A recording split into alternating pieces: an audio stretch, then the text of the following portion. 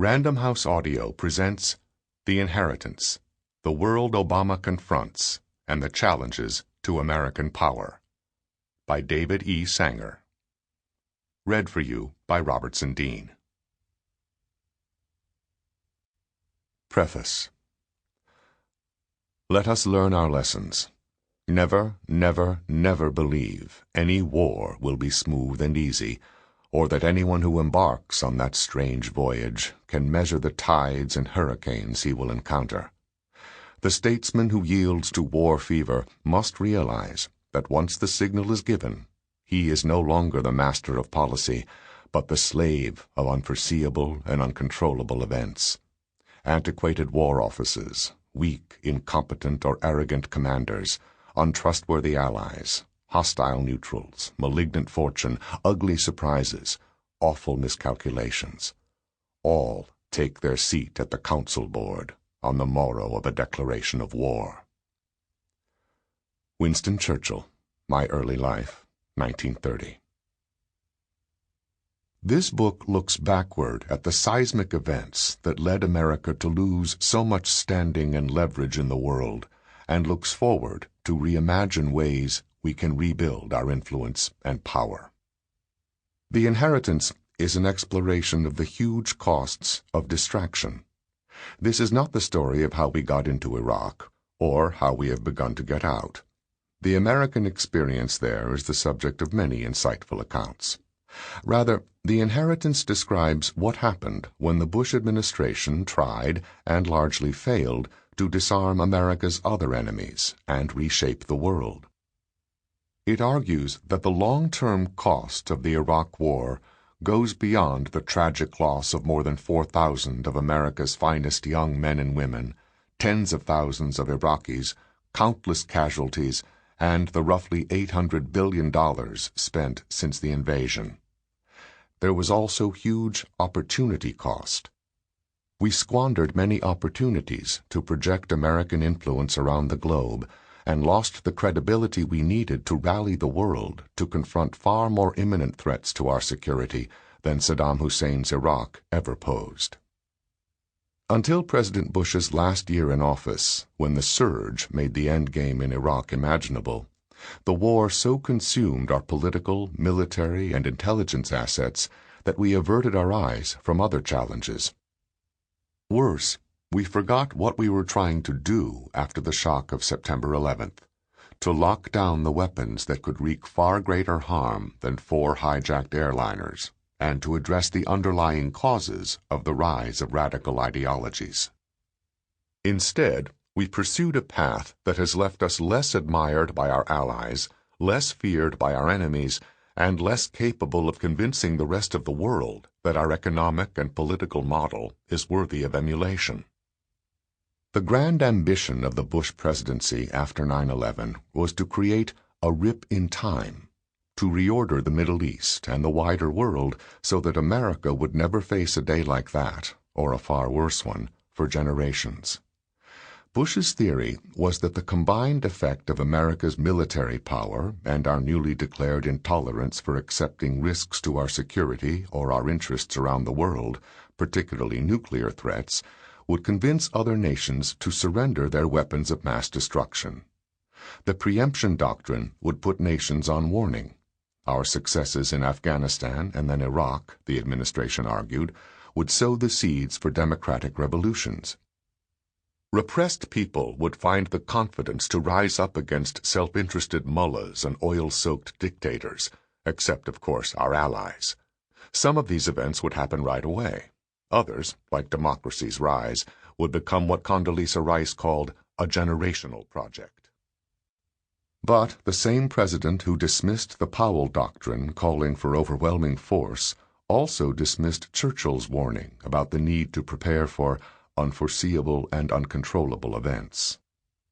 7 years of covering the Bush administration day by day, traveling with the president around the world and circling back to talk with the leaders who had dealt with him, left me less surprised by the administration's combination of arrogance and ideological fervor than by the president's inexplicable resistance until the final quarter of his term in office to changing course. For Bush, adjustments to strategy and negotiations with enemies were signs of weakness. To acknowledge that the country was paying a heavy, unforeseen price for his decision to invade Iraq would have required him to pour resources into Afghanistan, to stop coddling a dictator in Pakistan, and to negotiate with Iran. He refused. We were not only slow to adjust to the war we were fighting, we were too slow and too unimaginative to confront the far more potent threats, many of them nuclear, that were emerging while we were otherwise engaged. The decider became the ditherer. America's challengers, meanwhile, were quicker to adapt. They understood the futility of directly taking on the American military. They probed instead for our vulnerabilities and found plenty. Terrorists designed roadside bombs that hit the soft underside of our armored personnel carriers. The Iranians designed a nuclear strategy based on the wager that the Iraq experience had so damaged our credibility and so overstretched our military that we would be unable to rally the world to stop Tehran from acquiring the knowledge and material to build a bomb. Al-Qaeda saw its chance to regroup. The Taliban saw its chance to retake old territory, and other militants saw their chance to destabilize a nuclear Pakistan. The North Koreans, those starving, savvy hermits, set off a nuclear blast and calculated that even a fizzle would force Washington into real negotiations where the North Koreans would have all the leverage. The Chinese realized that a distracted America could not react effectively to their rapid rise as the dominant power in Asia and the world's fastest-growing consumer of energy. Not all of those problems were Bush's fault or the result of the Great Diversion. Yet, at the moment when we most needed to act like a truly enlightened superpower, we let fear trump judgment. We depleted our political capital and moral authority, and we sullied our reputation as the world's safest, best-regulated place to invest. The scorecard at the end of 8 years is unforgiving. Barack Obama now inherits a country in far more peril, strategically and economically, than Bush did when he took office. While Obama's opportunity is great, his options are limited. The symbolism of electing a biracial president with the middle name Hussein is a powerful antidote to the caricature of America as an intolerant, hegemonic power. Yet it only goes so far in restoring our leverage and redeploying our portfolio of influence around the world.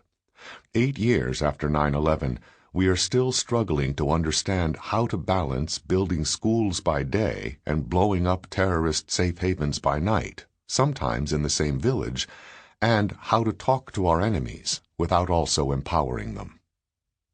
Bush's second term was a significant improvement. Even while denying that he was changing course, he started down new paths. His defense secretary, Robert Gates, the only cabinet member of the Bush administration Obama asked to stay on, publicly questioned why America has more members of military marching bands than foreign service officers, and why we spend vastly more to prepare to fight wars than to prevent them. But the holes dug during the first term were simply too deep to climb out of in the second. Bush could not find it in himself to make the dramatic Nixon to China reversals of strategy that the moment in history required. Now, rebuilding American credibility is one of Obama's greatest challenges. Not only does he need to reestablish our economic influence, he needs to restore the leverage that comes from backing up diplomacy with the explicit or implicit threat of military action. Withdrawing from the world, the path America has periodically taken with disastrous results, is no longer an option.